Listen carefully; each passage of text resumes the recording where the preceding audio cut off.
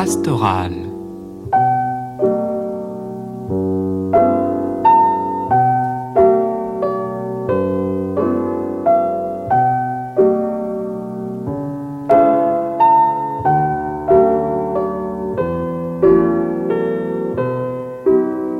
Avant de vous parler aujourd'hui de mon interlocuteur, je voudrais vous décrire un petit peu l'endroit où nous sommes, dans une maison ancienne, un petit peu restaurée, plutôt retapée, disons, proche d'un petit village d'Auvergne, au sud de Clermont-Ferrand. Et dans la pièce où nous sommes, il y a un ameublement assez hétéroclite, disons. Il y a beaucoup de choses, beaucoup de livres, beaucoup de journaux, la croix, des livres, un peu de poussière. Même beaucoup. Et puis, je suis devant notre hôte aujourd'hui, qui a 2 chiens qui sont gentiment couchés à ses pieds.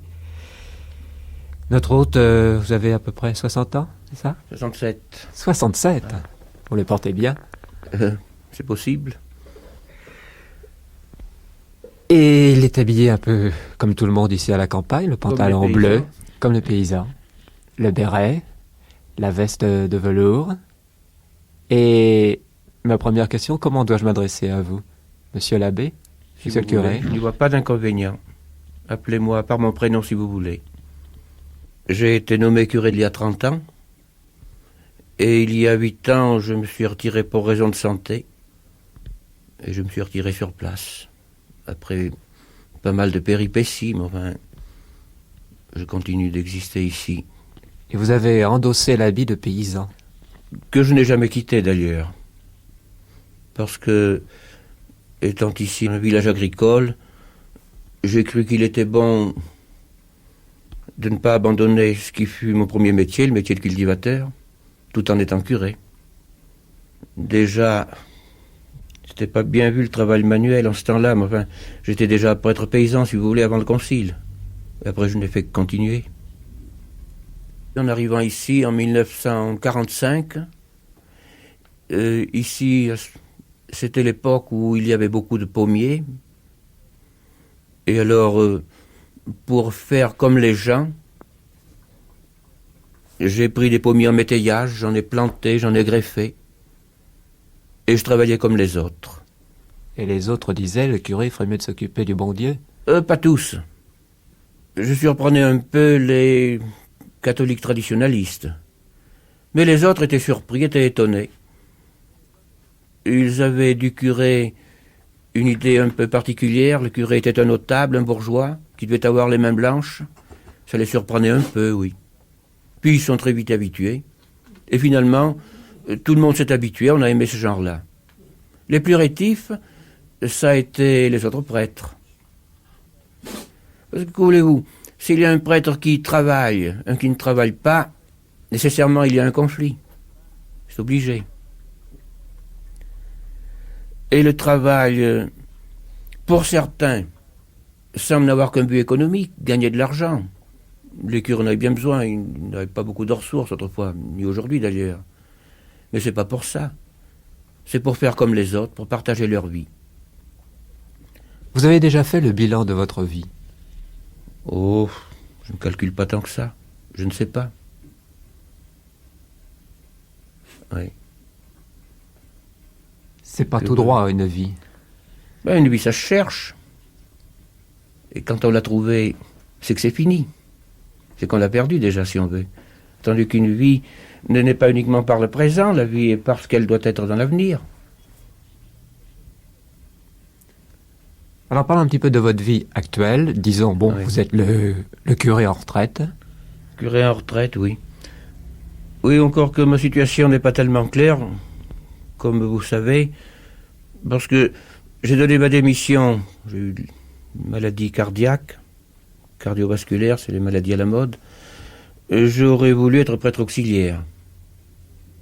J'aurais continué tout en étant retiré du ministère que je ne pouvais pas effectuer à cause de ma santé, j'aurais pu aider. Les circonstances ne l'ont pas permis. Je me suis trouvé mêlé à une espèce de conflit politico-religieux où les autorités voulaient que je quitte pour différentes raisons. Et je suis organisé comme ça. C'est pas peut-être un conflit avec l'autorité religieuse, mais un peu quand même. Il y a eu un malentendu qui n'est pas facile à clarifier encore d'ailleurs. Vous avez toujours été un combatif, vous? Oh, jamais je n'ai combattu, je me suis défendu. J'ai été résistant, si vous voulez, sur tous les plans d'ailleurs. Résistant ne signifie pas prendre une position politique, signifie s'opposer à une chose quand on la croit inexacte, c'est tout. À quel âge avez-vous été prêtre? Oh, à 30 ans. 30 ans. C'est le problème de la vocation qui intervient. Si un prêtre, c'est quelqu'un qui perçoit un appel de différentes manières, qui est appelé par Dieu, il faut dire. Mais dans un village, il a tout de suite une place. Il est à côté du maire dans les cérémonies. Oui, mais c'est le prêtre notable qui est en train de s'effondrer, mais on ne pense pas à ça au début. D'ailleurs, quand quelqu'un est appelé à être prêtre, il ne sait pas quelles sont ses fonctions, il ne sait pas où il ira. Il entend un appel, mais qui n'est pas précis. C'est par la suite que les circonstances l'utiliseront dans tel ou tel secteur. Dans la vocation, il y a l'appel de Dieu, et ensuite l'usage que les hommes font de cette vocation, qui est plus ou moins humain d'ailleurs. Mais il y a 30 ans, est-ce que tous les rôles qu'on vous donnait, que vous donnait la population, vous convenaient? Oh, non. Les gens attendaient surtout un culte peut-être, des pratiques religieuses, une sorte de magie, alors que le prêtre c'est quelqu'un qui essentiellement croit au sens de la vie et qui voudrait aider les autres à le découvrir, parce que c'est leur intérêt. Il s'agit de savoir ce que c'est qu'un homme. Vous avez beaucoup aidé les gens, vous. Oh, pas trop. L'occasion ne s'est pas présentée. J'ai essayé de vivre leur vie à peu près, oui, de la comprendre par l'intérieur. Et je pense y avoir à peu près pas réussi, mais enfin, de l'avoir approché. Et je le continue d'ailleurs. Oui. Vous êtes toujours aussi utile aujourd'hui qu'il y a 20 ans. Si vous appelez utile faire les rites comme faisait le curé d'autrefois, c'est possible, ça aide les gens. Il ne faut pas les mépriser, ces rites, mais ce n'est pas l'essentiel. L'essentiel, c'est de les aider à avoir une pensée assez juste sur ce qu'ils sont, sur ce qu'ils deviendront. Alors ça, nous le faisons d'abord en pensant nous-mêmes et en leur montrant, en nous manifestant tels que nous sommes. Vous avez des fidèles encore? Oui, oui.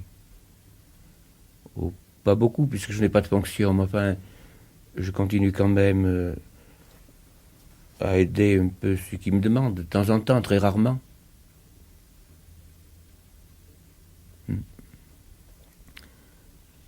Votre remplaçant, vous le voyez? Oh, rarement. Nous sommes très d'accord, mais nous nous ignorons cordialement.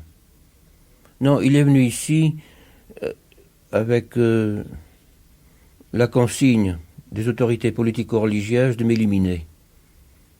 Et je lui ai dit un jour, tu as joué sur le mauvais cheval.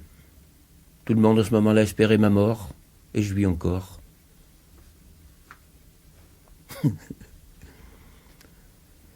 Seulement, ces choses-là n'intéressent pas bien peut-être notre entretien, c'est compliqué, comme tout d'ailleurs. Si je vous racontais ma vie, je vous garantis que Don Camillo serait battu, sur bien des plans.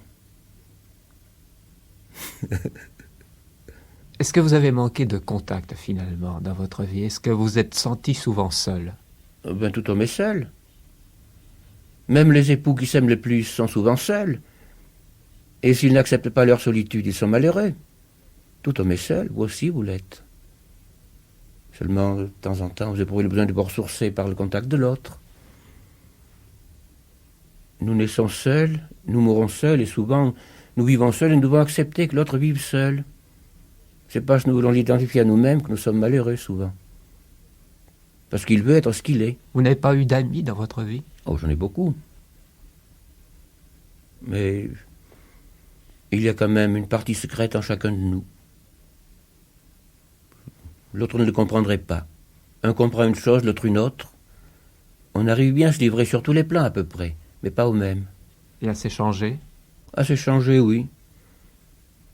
Et ça enrichit quand même de parler. Parce que la pensée de l'autre excite la nôtre. Naturellement, on se laisse aller à l'apathie, il me semble.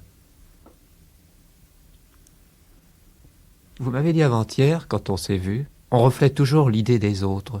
On n'a rien de personnel. Je lui dis qu'on pensait très souvent avec la pensée des autres. Mais la pensée des autres nous aide, forme la nôtre.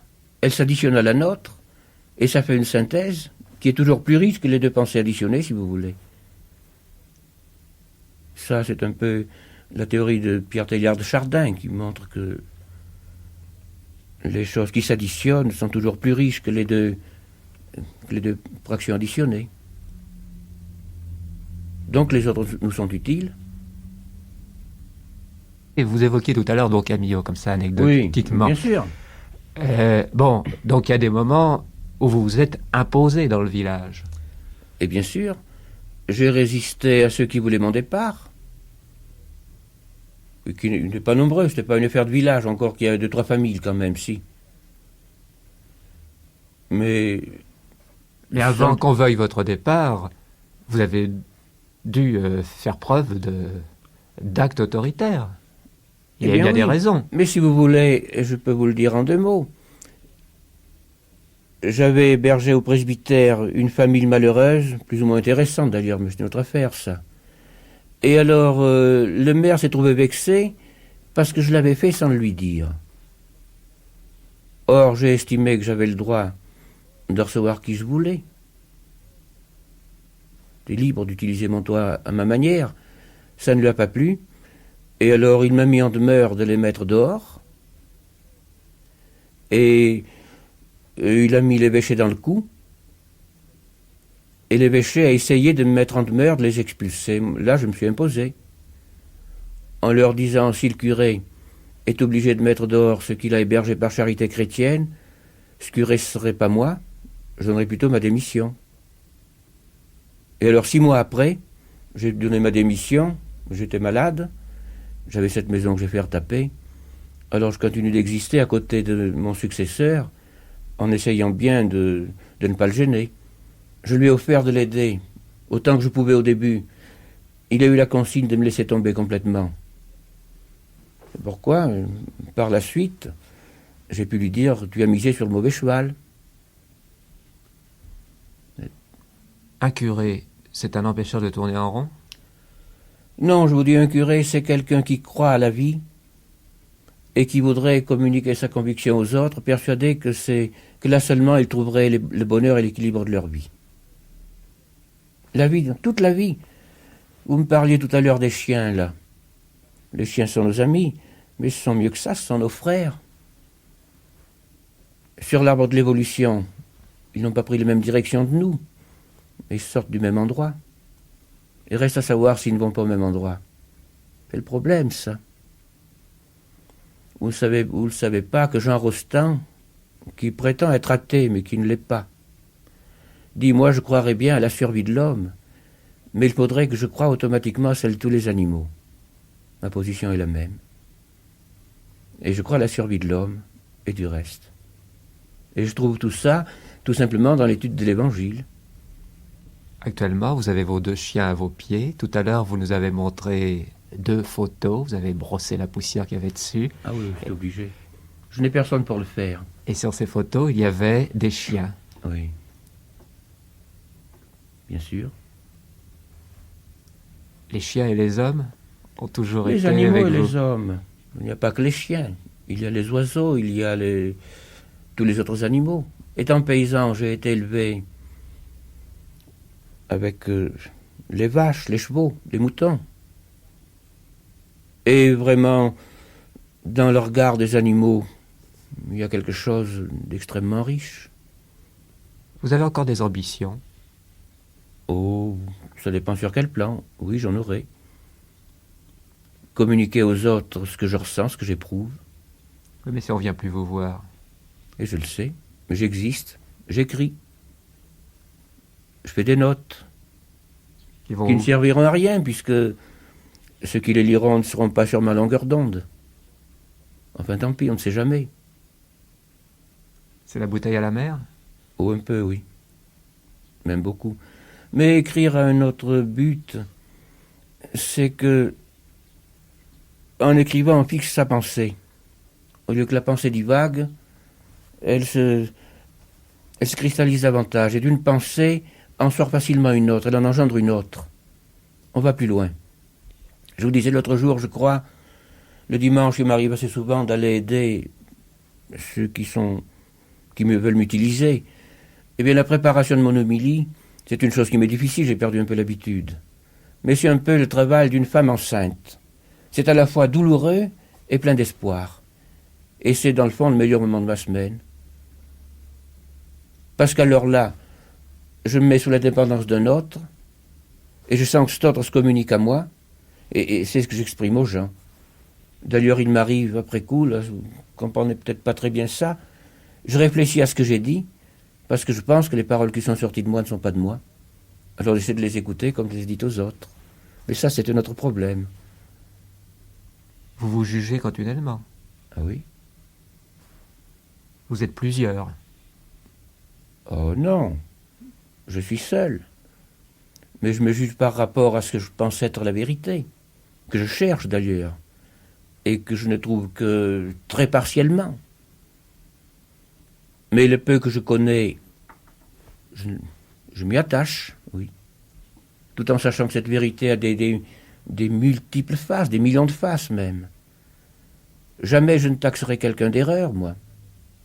Mais je refuse qu'on me traite d'être dans l'erreur. Vous avez eu plusieurs vérités dans votre vie. Pas plusieurs vérités. La vérité, on ne l'aperçoit que par une face. On l'aperçoit comme ça aujourd'hui. Quelques jours après, on peut la voir autrement, mais c'est la même. Si on arrive à faire la synthèse avec tout ce qu'on a vu, c'est parfait. C'est ce que je pense faire d'ailleurs. Il y a combien d'auditeurs à vos homélies? Et ça dépend où je vais. Les jours de fête, il y en a des cinquantaines. Les dimanches ordinaires, 5 ou 6. Vous allez dans des paroisses quand même. Oui, oui. Oui, mais là alors, j'aborderai notre problème, c'est que la paroisse telle qu'elle est aujourd'hui n'a plus de sens. Dans la paroisse traditionnelle, il y a quelques femmes âgées, des enfants, très peu d'adultes, qui viennent parce qu'il faut venir, qui sont prises par le caractère obligatoire des actes religieux, et qui dans le fond ont des idées bien arrêtées, donc on perd à peu près son temps. Le témoignage qu'on porte ne les touche pas beaucoup. Vous écrivez là-dessus. Oui, bien sûr. Et vous pensez qu'on peut s'inspirer de ce que vous écrivez pour que ça Je n'en sais évolue rien. Je en n'en meilleur sais rien. sens? Je décris une expérience. Ceux qui ne l'ont pas faite ne saisiront peut-être pas pourquoi.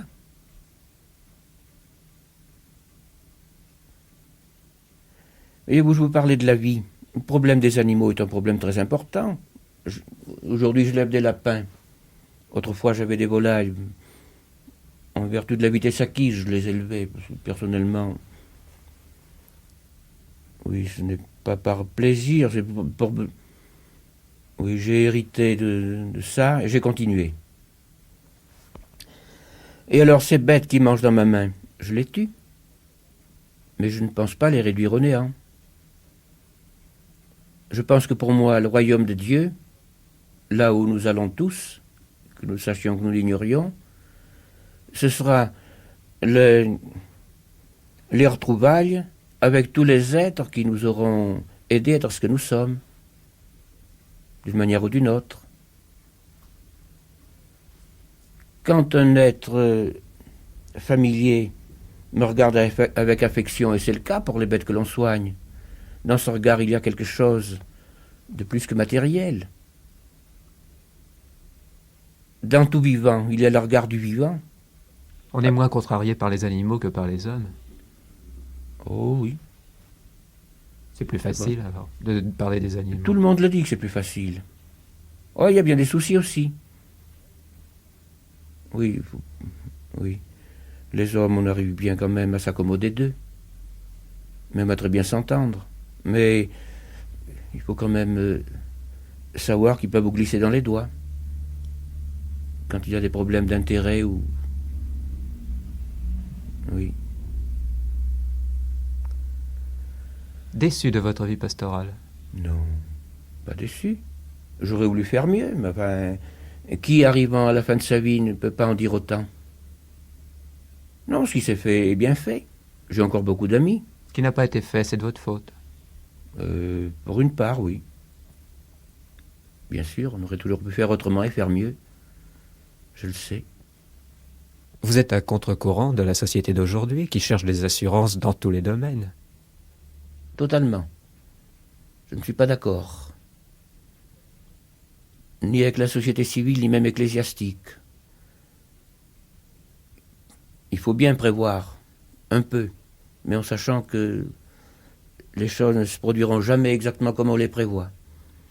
S'il faut faire des plans, il faut toujours être prêt à les modifier à la demande, quand les circonstances changent. Je vous dirais même que dans ce sens-là, je suis l'ennemi de ce qu'on appelle le vœu. Pourquoi? Parce que un vœu, c'est s'engager à penser dans 20 ans exactement comme tout de suite. Or, la vie peut nous obliger à changer d'attitude, donc faire un vœu, c'est refuser la vie. Je sais que ça peut être un garde-fou quelquefois, mais pas tel qu'on le pratique actuellement. La vie a assez de puissance en elle-même pour se continuer, sans avoir besoin de cet artifice qu'on appelle le vœu. Vous avez changé la vie du village un jour ou l'autre? Oh, peut-être, oui. Par exemple, dans l'histoire que je vous racontais, là, où on voulait me faire mettre dehors ceux que j'avais hébergés, il y avait des pétitions en ma faveur, parties assez maladroitement, mais je crois pouvoir dire que tout le monde a adhéré à ces pétitions-là, à part les 2-3 familles qui soutenaient le maire, là. Unanimement. Depuis ceux qui allaient à l'église jusqu'à l'extrême gauche. D'ailleurs, je n'ai pas d'ennemis sur ma gauche. Pas beaucoup à droite, mais aucun à gauche. Je peux très bien m'entendre avec ceux qui ont une vérité de conservatisme et avec ceux qui ont une vérité de progressisme. Ça ne s'oppose pas plus que sur un arbre. Les branches s'opposent aux racines, c'est complémentaire tout ça. Le malheur, c'est qu'on ne voit que la partie dans laquelle on est engagé. Un homme qui maintenant termine sa vie dans cette petite maison, Oui. dans cette pièce, avec toutes ses affaires, ses chiens. Oui. Un homme seul qui n'a jamais été marié, qui n'a jamais eu de femme à la maison. Et non. C'est un homme comme les autres. Eh bien, vous soulevez le problème du célibat, bien sûr, qui est compliqué, qui ne le sera plus dans 20 ans. La nécessité aura tout modifié, bien sûr. Un prêtre qui aurait une personnalité un peu forte s'accommoderait difficilement du mariage. Une femme est possessive, elle voudrait tout savoir, tout contrôler, et ce serait bien un obstacle. Pas insurmontable. Les pasteurs protestants le font, les médecins le font.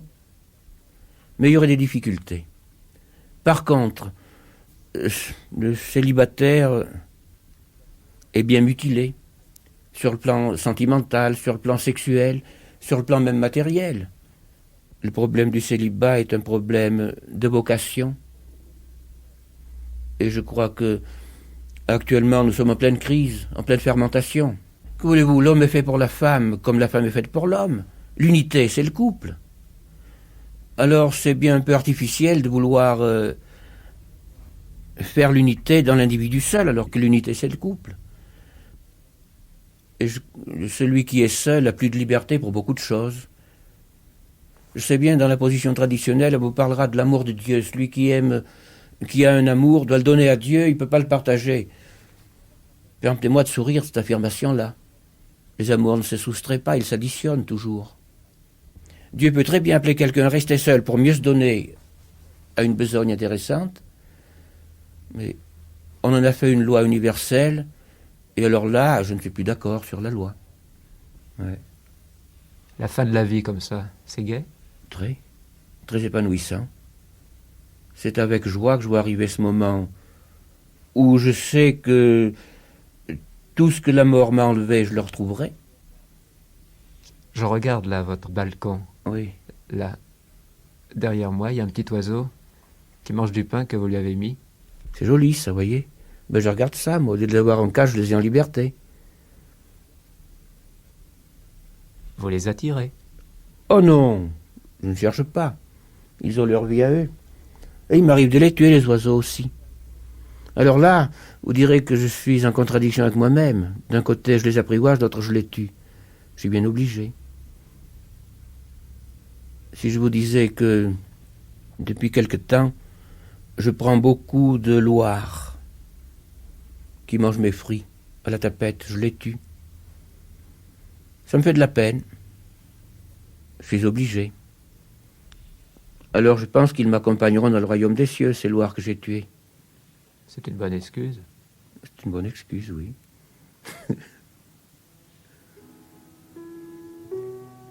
Oui. Qu'est-ce que vous voulez?